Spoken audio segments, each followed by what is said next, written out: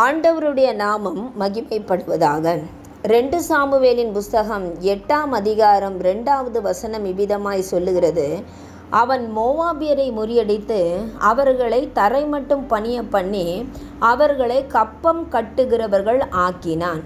மோவாபியர் தாவீதை சேவித்தார்கள் என்று சொல்லி இன்னொரு மொழிபெயர்ப்பை நீங்கள் பார்த்தீர்கள் என்றால், மோவாபியர் தாவீதின் அடிமைகளாக மாறினார்கள். அவர்கள் மீண்டும் எழும்ப விடாதபடி அவன் தரை மட்டும் பணிய பண்ணினான் என்று சொல்லி இருக்கிற காரியத்தை நாம் வேதத்திலே நாம் வாசிக்கிறோம். நேற்றைய தினத்திலே மோவாபின் கிரியைகள் என்னென்ன, அவைகள் நம் வாழ்க்கையிலே மேற்கொள்ளாதபடி அவைகளை முறியடிக்க வேண்டும் என்று தியானித்தோம். அபிஷேகம் பெற்ற தாவீது முறியடிப்பதோடு நின்று விடாதபடிக்கு அதை அடிமைப்படுத்தினான். இவன் அடிமையாகவில்லை, மோவாபியரை இவன் அடிமைப்படுத்தினான். நாமும் எந்த காரியத்திற்கும் அடிமைகள் ஆகாதபடிக்கு நாம் நம்முடைய இப்படிப்பட்ட ஆவிகளை நமக்கு கீழ்ப்படுத்த வேண்டும், ஆளுகை செய்ய வேண்டும். ஆண்டவர் மனிதனை முதலிலே படைத்த போது ஆதியாகமம் 1ஆம் அதிகாரம் 28 எல்லாவற்றையும் கீழ்ப்படுத்தி ஆண்டு கொள்ளுங்கள் என்று சொல்லி அவனை ஆசீர்வதித்தார். ஆளுகையை கர்த்தர் கரத்தில் கொடுத்தார். நம்முடைய வாழ்க்கையிலையும் அடிமைப்படுத்த வேண்டிய கீழ்ப்படுத்த வேண்டிய காரியங்கள் ஏராளம் உண்டு. அவைகளை நாம் கீழ்ப்படுத்தி பணிய பண்ணாவிட்டால் அவைகள் நம்மை ஜெயித்து விடும் என்பதை நாம் மறந்துவிடக்கூடாது. இந்த உபவாச நாளிலே அவைகளை அறிந்து கொண்டு நாம் கீழ்ப்படுத்த வேண்டும். மாறாக அவைகளை கண்டு கொள்ளாமல் நாம் விடவே கூடாது. நீங்கள் நீதிமொழிகள் 29ஆம் அதிகாரம் 21ஆம் வசனத்தை வாசிப்பீர்கள் என்றால், ஒருவன் தன் அடிமையை சிறு பிராயம் முதல் இலக்காரமாக வளர்த்தால் முடிவிலே அவன் தன்னை புத்திரனாக பாராட்டுவான். அப்படின்னா என்ன? அசட்டையாக அற்பமாக எண்ணுகிற காரியங்கள் புத்திரனை போல உரிமை கோரி சிங்காசனம் போட்டு அமர்ந்துவிடும். அதை பிற்பாடு நம்மால் அகற்றவே முடியாது. இதை தாவீது நன்கு அறிந்திருந்தான். எனவே அவன் மோவாபியரை முறியடித்ததோடு நிற்காமல் அவர்களை தரை மட்டும் தாழ்த்தினான், பணிய பண்ணினான். இவன் அவைகளை ஜெயிக்க விடாதபடிக்கு அடிமைப்படுத்தி பணிய பண்ணினான். அதுதான் அபிஷேகம் பெற்றவனுடைய தன்மை. ஒரு அபிஷேகம் பெற்றவனுக்கு நிறைய போராட்டங்கள் இருக்கிறது. ஆண்டவர் அடிமைத்தனத்திலிருந்து நம்மளை விடுதலையாக்கி தன்னுடைய இரத்தத்தினாலே கழுவி நம்ம விடுதலையாக்கி சுயாதீனர்களாக நாம் மாறி இருக்கிறோம்.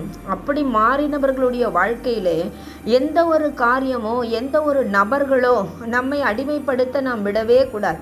நாம் கவனஹீனமாய் இருந்தால் அந்த காரியங்களிலே நாம் தோற்று போய்விடும். ஒரு ஆவிக்குரியவனுக்கு மாம்சத்தோடு இரத்தத்தோடு மிகுந்த போராட்டம் உண்டு. அவனை அடிமைப்படுத்தும்படி நிறைய அசுத்த ஆவியினுடைய வல்லமைகள் போராடும். ஆனால் நம்முடைய வாழ்க்கையிலே நாம் அந்த அபிஷேகத்தை வைத்து நாம் ஜெயிக்க வேண்டும், நாம் அடிமைப்படுத்த வேண்டும். நம்முடைய கண்ட்ரோலுக்குள்ளாக நம்முடைய ஆளுகைக்குள்ளாக அவைகளை நாம் கொண்டு வர வேண்டும். இப்போ நம்மை அடிமைப்படுத்துகிற ஒரு 3 காரியங்களை குறித்து நாம் இன்றைக்கு தியானிக்க போகிறோம். யோவான் எழுதின சுவிசேஷம் 8ஆம் அதிகாரம் 34வது வசனம் இவ்விதமாய் சொல்லுகிறது. பாவம் செய்கிறவன் பாவத்துக்கு அடிமையாக இருக்கிறான். பாவத்தை நாம் ஜெயிக்க வேண்டும். ஒருபோதும் நம்மை ஆளுகை செய்ய விடவே கூடாது. நீங்கள் புலம்பலின் புஸ்தகம் 5ஆம் அதிகாரம் 7-8 வாசித்தால், எங்கள் பிதாக்கள் பாவம் செய்து மாண்டு போனார்கள், நாங்கள் அவர்களுடைய அக்கிரமத்தை சுமக்கிறோம். அதாவது அடிமைகள் எங்களை ஆளுகிறார்கள், எங்களை விரும்பவில்லை, ஆனால் பிதாக்கள் செய்த பாவத்தின் நிமித்தம் நாங்கள் அக்கிரமத்தை சுமந்து கொண்டிருக்கிறோம் என்று கூறுகிறார்கள். நீங்கள் ரோமர் 6ஆம் அதிகாரம் 18வது வசனத்தை வாசித்தால், பாவத்தினின்று நீங்கள் விடுதலை ஆக்கப்பட்டு நீதிக்கு அடிமைகளாய் இருக்கிறீர்கள். அப்போது இனிமேல் மீண்டும் நம்முடைய சரீரத்திலே பாவம் ஆளவே கூடாது. அவற்றை நாம் கீழ்ப்படுத்த வேண்டும். நம்முடைய கண், நம்முடைய வாய், நம்முடைய கால். யோபு சொல்கிறார், நான் என் கண்களோட உடன்படிக்கை பண்ணியிருக்கிறேன்றார். அப்படிப்பட்ட காரியங்கள் நம்ம பாவம் நம்முடைய சரீரத்தில் ஆளாதபடிக்கு அவற்றை நாம் கீழ்ப்படுத்த வேண்டும். சிறிய சிறிய கவனக்குறைவுகள், சிறிய ஓட்டைகள் தான், கவலையினமாய் விட்ட காரியங்கள் தான் பெரிய நஷ்டத்தை நமக்கு கொண்டு வரும். தாவீது மோவாபியரை முறியடித்தான், அவர்களை தரை மட்டும் பணிய பண்ணினான். ஆனால் தன்னுடைய சுய இச்சையை கீழ்ப்படுத்தாததினாலே ஒரு பெரிய பாவத்தை செய்து விட்டான். எனவே மிகுந்த எச்சரிக்கையுடனும் கவனத்துடனும் நாம் இருக்கணும். நம்முடைய சரீரத்திலே பாவம் ஆளாகாதபடிக்கு, அடிமைப்படுத்த விடாதபடிக்கு தினந்தோறும் நாம் போராடி நாம் ஜெபிக்க வேண்டும். ஜெபத்தின் மூலம் அவைகளை ஜெயிக்க வேண்டும். ரெண்டாவதாக, மனிதர்கள் நம்மை அடிமைப்படுத்த விடவே கூடாது. 1 கொரிந்தியர் 7வது அதிகாரம் 23ஆம் வசனம் சொல்லுகிறது, நீங்கள் கிரயத்துக்கு கொல்லப்பட்டீர்கள், மனுஷருக்கு அடிமைகள் ஆகாதிருங்கள். இன்றைக்கு அநேகர் தாங்கள் யார் என்பதை மறந்து போகிறார்கள்.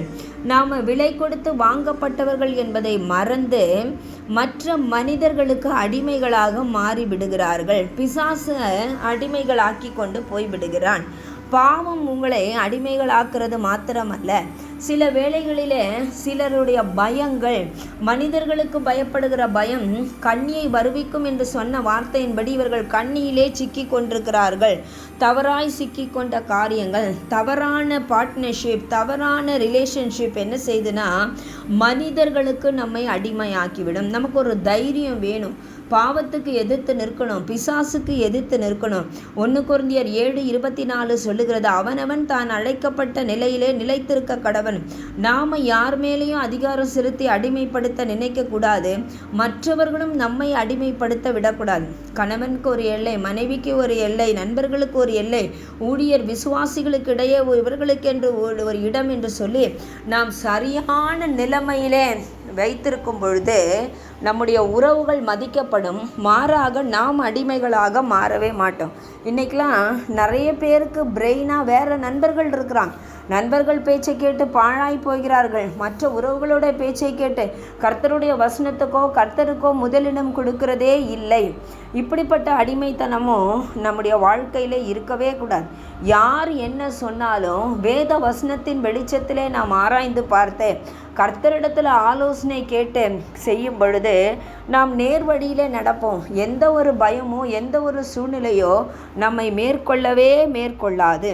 மூன்றாவதாக நாம் என்ன செய்ய வேண்டும் என்றால், மனிதர்களுக்கு மாத்திரமல்ல, உலகத்தின் வழிபாடுகளுக்கு நாம் அடிமைகளாக மாறக்கூடாது. கலாத்தியர் 4வது அதிகாரம் 3வது வசனம் இதைத்தான் சொல்லுகிறது.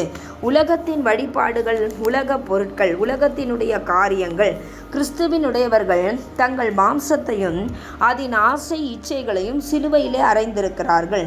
அப்படின்னா உலக காரியங்களை நாம் சிலுவையிலே அறைய வேண்டும். நாம் சிறு பிள்ளைகளாயிருக்கிற காலத்திலே இவ்வுலகத்தின் வழிபாடுகளுக்கு அடிமைப்பட்டவர்களாய் இருந்தோம் என்று பவுல் கலாத்தியருக்கு எழுதுகிறார். ஆனால் இப்போ நம்ம என்ன செய்யணும்னா, இப்போ வேத வசனத்தை அறிந்த நாம் கர்த்தரிலும் அவருடைய சத்துவத்திலும் நாளுக்கு நாள் பலப்பட்டு இப்படிப்பட்ட அடிமைத்தனத்திலிருந்து நாம் நீங்க வேண்டும். இன்னைக்கு எப்போ நாம் விழலாம், எப்போ நம்மை அடிமைப்படுத்தலாம் என்று உலகமும் உலகத்தினுடைய சாதனங்களும் காத்து கொண்டிருக்கிறது. இப்படிப்பட்டதான நிலைமையிலே நாம் போராடி ஜெயித்து தேவனுக்கு கொடுக்க வேண்டிய நேரத்தை தேவனுக்கு கொடுத்து நாம் என்ன செய்ய வேண்டும் என்று சொன்னால், இவைகளை நாம் ஜெயிக்க வேண்டும். உலகம், மாமிசம், பிசாசு நம்மை மேற்கொள்ள நாம் ஒரு நாளும் விடவே கூடாது. இன்றைய காலகட்டத்தில் நீங்கள் பார்ப்பீர்கள் என்றால் அநேக ஜனங்கள் எல்லாவற்றிற்கும் அடிமைகளாக மாறி இருக்கிறார்கள். சாதனங்கள், மீடியா, டெக்னாலஜி இவர்களை கண்ட்ரோல் பண்ணி கொண்டிருக்கிறது. சுய இஷ்டத்தின்படி இவர்களால் நடக்க முடியல. இனி வருகிற நாட்களிலே ஆளுகை மனிதனை விட்டு பறிப்போகிற காலகட்டத்திலே நாம் இருந்து கொண்டிருக்கிறோம். நாம் எந்த ஒன்றிற்கோ அடிமைப்படாதபடிக்கு நாம் பிரதிஷ்டை உள்ளவர்களாக கண்களோடு, வாயோடு, கண்ணோடு, மற்ற உலக காரியங்களோடு கூட நாம் நம்முடைய பரிசுத்தத்தை கவனமாய் காத்து கொள்ளுவோம் என்றால் நாம் எதற்குமே அடிமைப்படவே மாட்டோம். இன்னைக்கு யோசிச்சு பாருங்க, நம்முடைய வாழ்க்கையிலே ஒரு நாளும் அடிமைத்தனத்திற்கு இடம் கொடாதபடிக்கு நாம் ஆளுகை செய்ய வேண்டும். பாவம் பிரவேசிக்கும் பொழுது நாம் அடிமைகளாய் மாறிவிடுவோம். ஆனால் பாவத்திற்கு முன்பு ஆதாமுக்கு ஆண்டவர் கொடுத்த வாக்குத்தத்தம், ஆண்டு கொள்ளுங்கள், ஆளுகையை கொடுத்தார், அதிகாரத்தை கொடுத்தார். என்னை கேட்டுக்கொண்டிருக்கிற பிரியமானவர்களே, தாவீது தரை மட்டும் பணிய பண்ணினான். அவங்கள அடிமைகளை ஆக்கி கொண்டான், அவனை அடிமை ஆக்கினான். நம்ம வாழ்க்கையில் கர்த்தர் நமக்கு அபிஷேகத்தை கொடுத்துருக்கிறார், கிருபைகளை கொடுத்துருக்கிறார். எந்த ஒரு காரியத்திற்கோ, எந்த ஒரு நபர்களுக்கோ, எந்த ஒரு சாதனங்களுக்கோ நாம் அடிமைகள் ஆகிவிடாதபடி நம்முடைய பரிசுத்தத்தை காத்து கொள்ளுவோம். கர்த்தர் நம்மை ஆசீர்வதிப்பாராக. இந்த வருஷத்தின் கடைசியில் வந்திருக்கிற நாம் நம்மை நாமே ஆராய்ந்து பார்த்து, ஆண்டவரே எந்த ஒரு காரியத்திலும் அடிமைகளாகாதபடி காத்து கொள்ளுவோம் என்று கேட்போம். அப்படி இருந்தால் கர்த்தர் நம்மை விடுதலை செய்யும்படியாக அவரிடத்தில் ஒப்பு கொடுத்து ஜெபிப்போம். கர்த்தர் தாமே நம்மை ஆசீர்வதிப்பாராக. ஆமேன். God bless you.